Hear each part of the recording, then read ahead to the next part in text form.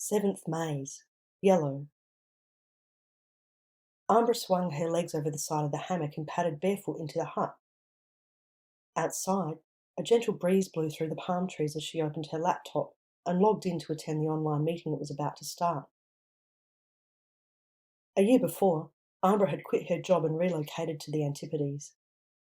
It had not been a peaceful departure. A wry grin spread across her face as she recalled the stand-up row she'd had with her manager. Now, anywhere with internet access was an office. Anywhere could be home. She liaised with clients and others she worked with, but no boss. She stretched and yawned, pleased that she'd been able to have these few days at Cuyahoga while the weather was warm before heading home to Queenstown after a week consulting to a local authority on the North Island. Working freelance as a creative had its advantages. Lately, though, she'd realised she only needed to make enough money to pay for essentials and a few luxuries, and since she was able to set her own hours, had decided to work 3 days a week. That freed up time to work on things she cared about, the things that couldn't pay the bills. And then she'd found a network of like-minded souls in the online world. Her screen blinked with activity. One by one, members of the virtual team she was part of appeared in the forum. They had found each other through common interests. Each of the team had realised they wanted to work together on their shared goals. By using digital skills, they could build things outside formal institutions and without organisational structures, even across continents and time zones. It was one of the reasons Ambra had fled the 9-to-5 world to become a digital nomad. Hierarchies didn't lend themselves as well to creativity, to rapid action, to change. If you had an idea, there was always someone saying you couldn't do something, or that it wasn't in the plan, or that there was no budget, and always someone to ask for permission. Ambra's passion project involved working with like-minded others to build an open-source platform to coordinate responses to disasters. Instead of directing people to seek help through a centralised entity, it complemented those services by enabling people to both ask for and offer help to each other, enabling direct and more immediate support. During bushfires in Australia and hurricanes and flooding along the US East Coast, Ambra had observed social media feeds, watching people organising exactly like this, but in a makeshift way, using shared spreadsheets, online groups and other digital media. Effective, but rudimentary. What if they could join up the efforts of everyone so people could find medical assistance, shelter, transportation, power, help in rescuing animals, all in one place? This work was permissionless and purposeful, and if it took off, they could make their living through their chosen work. By creating something together that society needed, and all cities and countries needed effective means of responding to disasters, which were becoming more frequent and intense, they could offer training and development in how to use their system, teaching emergency services and relief organisations around the world.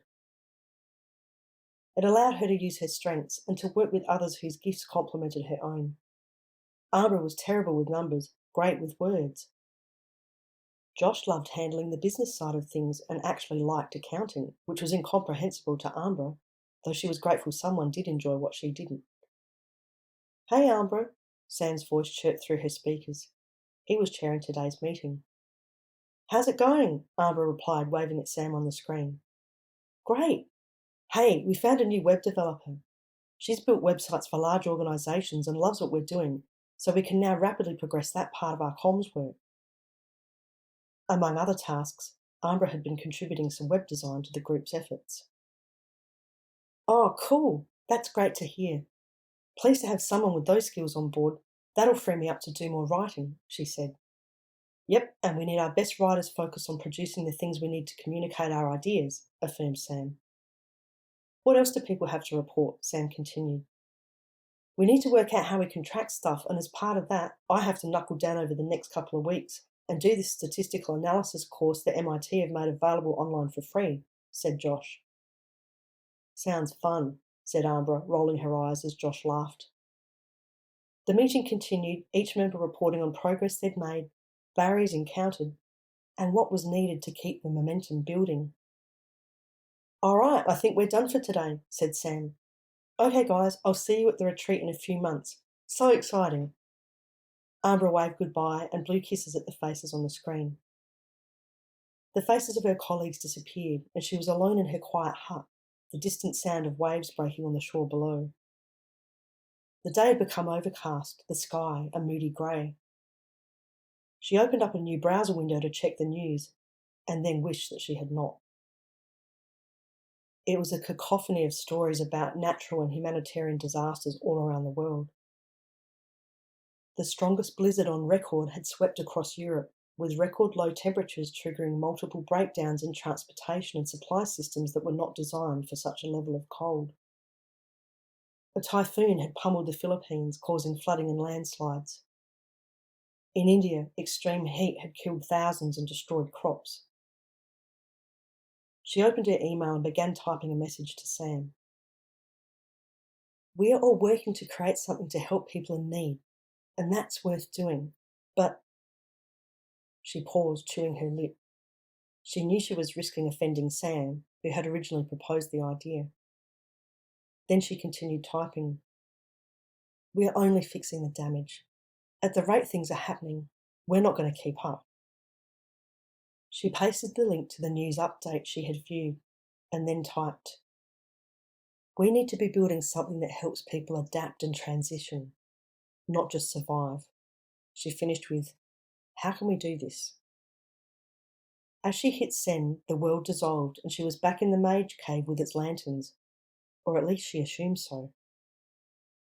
The entire cave was filled with brilliant turquoise light. Was she back in Atlantum, under the sea again? The turquoise light dimmed enough that she could make out a doorway on the other side of the cave. That was different. Then she realised that she had made it through the 7th maze. Was this it? Had she finally navigated her way into MAGE? Ambra took a tentative step towards the doorway.